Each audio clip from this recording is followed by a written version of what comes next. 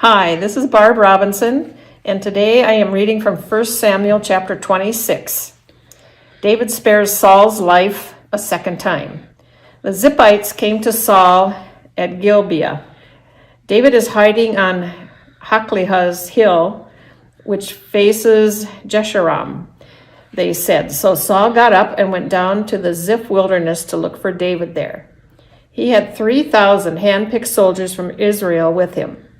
Saul camped at Hakleh's hill opposite Jeshurun, beside the road, but David stayed in the wilderness.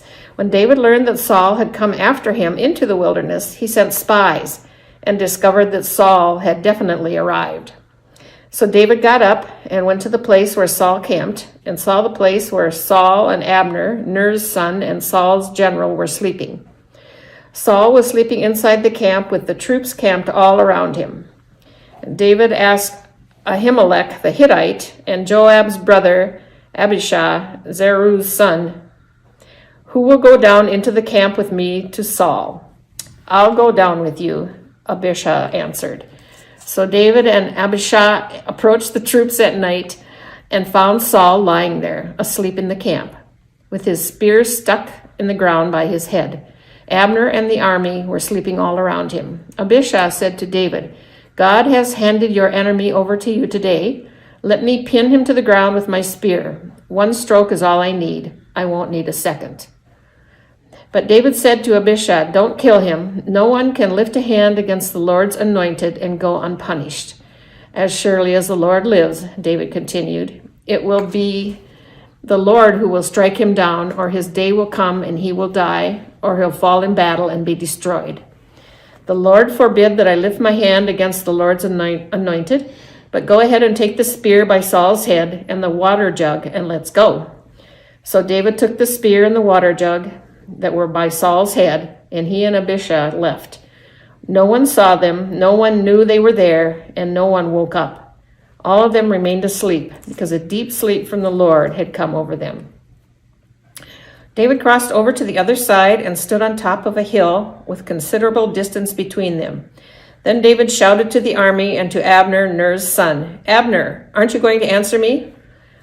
"Who are you to shout to the king?" Abner asked. David answered Abner, "You are a man, aren't you? And you have no equal in Israel, right?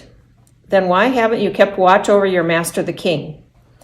One of the soldiers came to kill your master the king. What you've done is terrible. As surely as the Lord lives, all of you are dead men because you didn't keep close watch over your master, the Lord's anointed. Have a look around. Where are the king's spear and the water jug that were by his head?" Now Saul recognized David's voice and said, "David, my son, is that your voice?" David said, "Yes, it is, my master the king." "Why?" David continued. "Is my master chastising me, his servant? What have I done, and what wrong am I guilty of? My master the king, please listen to what your servant has to say. If it is the Lord who has incited you against me, then let him accept an offering. But if human beings have done it, then let them be cursed before the Lord, because they have now driven me off, keeping me from sharing in the Lord's inheritance. Go, they tell me, worship other gods. Don't let my blood spill on the ground apart from the Lord's presence, because the king of Israel has come out looking for a single flea, like someone hunting a partridge in the mountains." Then Saul said, "I have sinned. David, my son, come back. Because you considered my life precious today, I won't harm you again.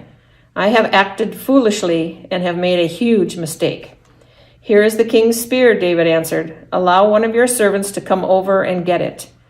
Remember, the Lord rewards every person for their righteousness and loyalty. And I wasn't willing to lift a hand against the Lord's anointed, even though the Lord handed you over to me today. And just as I considered your life valuable today, may the Lord consider my life valuable, and may he deliver me from all trouble." Then Saul said to David, "Bless you, David, my son. You will accomplish much and will certainly succeed." Then David went on his way, but Saul went back home. And that's the end of chapter 26.